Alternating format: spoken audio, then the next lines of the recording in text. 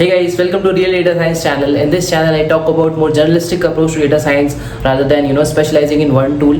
And in this video, we will be discussing of how you can make your self projects worth and how you can make them equivalent to industry level projects. So a lot of people, when they transition into a field of data science, or they are freshers and going into a field of data science, and they aspire to become a data scientist or a data analyst, right? They prepare self projects, and there are some loopholes in the self projects which makes it weak compared to a person who will having an industry level projects. There are some ways by which you can do is you can make your self projects equivalent to industry level projects, and in this video I'll be discussing those points. So this video is really important for anyone who is planning to become a data scientist, who is preparing to become a data scientist, or who even plan to transition into a new field, right? Because it's more of a general thing instead of just a data science thing. So do watch the video till the end. Thank you. So without wasting much time, let's just dive directly into the video, and let's start with our first point, right? So the first point that you'll see is that select a problem first and then the data. Don't go with available data, and that is how it's done in the industry. So the thing that I'm trying to explain here is that when we try to make a data science project for our own, right? If I'm planning to make a self project, the first thing is that I'll look for data and then I'll do the projects. Okay, let me find the data and then I'll do the projects, and that is how it works in industry, right? You get the problem first, you identify the problem first, right? If you're working in consulting, you will identify the problem first, then you will tell the client, hey, this is a problem that we are trying to solve for you, and this is a potential solution, and then you will search for data, right? So when you are doing your self projects, try to go in a similar manner, right? Try to go in a similar manner and find a problem first. Look around yourself, you can use multiple tools to find problems as well, and then look for solution. Okay, let's say I have found a problem. Let's say I have found one general problem. Okay, I want to predict a model. I want to predict a model for price prediction, right? And I've seen the change in cap prices. I want to predict a model for change in cap prices. I want to predict a model for price prediction, or I want to predict a donation amount. I did this one project that I predicted a donation amount based on society, right? That kind of a thing. So that kind of a approach you have to follow, where you look for problem first and then you will look for solution, instead of going the other way, that okay, I'll find the data and then I'll see what I can do with that data, because that that creates a lot of restriction on you, right? Because now all of your solution, all of that things that you can do are limited to that one particular data, and this is not how it happens in the industry, right? So that's the first point, that always select your problem first and then look for the potential solution, and then look for a potential data for that. Okay. Second thing is identify actual relevant problems, something that is new and also effective. You can use GPT model to find creative ideas, right? So what you must have seen is that a lot of people, when they have projects out there, the projects are similar, right? Titanic data set, heart disease prediction, right? And those kind of loan prediction, like that. So try to find a unique projects, right? And if you want to find some ideas, you can use GPT model. You can just use chat GPT to find some creative ideas in a specific field, right? You can just start to prepare a creative machine learning idea for e-commerce site, and which is different. It will give you some initial ideas, but you can then customize it. Okay, I don't want the traditional ideas or price optimization, things like that. Give me some unique idea. So it will give you a unique idea, and you can start working on that. So that unique projects, for example, let's see a scenario. Okay, if I am an interviewer and I'm seeing you in my interview, and I see a unique project, so I want to talk about it, right? And if I've seen a project that I've seen a lot of CVs, then I'm not that much of excited about it. So yeah, keep that in mind, that try to find relevant problems, and they should be a little bit interesting as well. Next thing is prepare data by scraping, by either scraping manual data or either using scraping tool, or you can also synthesize fake data. So this is important thing, right? Because you don't get data in a cleaner format when you're working in industry, right? All our goal that we are planning is that whatever projects that you have in your file, whatever project that you have in your CV, we are planning that these projects should be relevant, and these projects should be equivalent to industry level projects. So we should use steps, or we should use a formula that is used in industry, right? And industry, you don't get data like this, right? You get a dump of data. In most cases, you get a dump of data.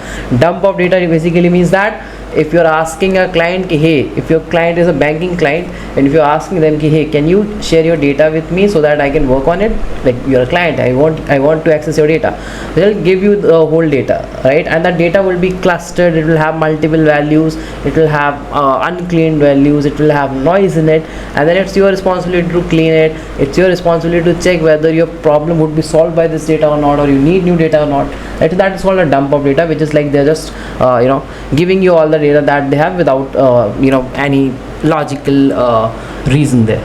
Okay, so to do that, follow a scrapping process. There are many Python libraries that allows you to scrap the data, and then what you can do is scrap manual data. This is also one thing that you'll have to do sometimes, that you can scrap manual data. And the other thing is to synthesize fake data. There's some sampling techniques that you can do, that once you have, let's say, 200 rows of data, and I want to make 2000 rows of data out of this, right? So similar kind of data you can make. There are many sampling techniques out there. Smart is one most common technique. So do let me know if you want a video on oversampling kind of stuff. So that kind of thing that you can use is prepare synthetic data, scrap the data. But yeah, don't rely on correct source of data, because in self project generally that thing happens. Okay, if a student has done a self project, and if I'm asking him, right, if I'm asking him or her in the interview that where did you get a data from, and if they answer, yeah, I got the data from my professor, or I got the data from this particular site, then half of the problem is solved, because industry you will actually have to gather the data, right? So that thing you have to keep in mind, that you have to prepare and synthesize your data. Next thing is spend more time on cleaning data and applying creative techniques for the same. Now once you have got that scrap data, you will have to spend a lot of time on that, and that is how an actual project is done. If an actual project has 6 months of timeline, guys, okay, if an actual project has a 6 months of timeline, so around in this 6 months, almost 4 months would be spent on gathering the data, cleaning the data, and just getting the data in the right format. More than 50% of your time would be spent on that. So if you are following a self project, then you should do a same in that as well, right? Next thing is deploy your project, right? This is again a really important thing, because what we see is that most of our projects, they are limited to your Jupyter notebook, right? If you're going in the field of data science, they're limited to Jupyter notebook. No, don't do that. Don't do it like that. There are many ways to deploy it. When I'm saying deploy it, I'm not asking you, okay, create a proper cluster or everything. The idea of deployment is just that, do you know how to make your machine learning model or your data science application accessible to others?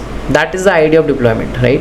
If you have added in your projects that you have deployed a model, that shows that you know how to know the process of deployment, so you can make more production grade code, right?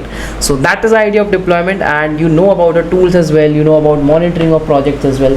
That is the idea when you have, when you say someone that you know about deployment of projects. But that is a general assumption that people will take out of it. So that is why deployment of project is important, right? So you will see projects get deployed using simple apps like Gradio, and you will see projects getting deployed with a proper framework kind of application like FastAPI as well, right? So there is a list of applications and tools and libraries you can do for your deployment, and you can choose one based on how much time you have, how much which particular tool you're comfortable with. But deployment of your self projects is really compulsory. Next thing is make a documentation and make a PPT and have the whole code on the Git repository. So now this is again really important. So when you do a projects in industry, you have a proper Git repository of it, you have a main branch, and people create feature branches and they work on it, right? When you're doing a self project, do it in the same manner. Create a main branch and create a feature branch of it and work on a feature branch. It will have multiple advantages, because first thing, you will understand Git as well. You get comfortable with Git and version history and everything with that as well.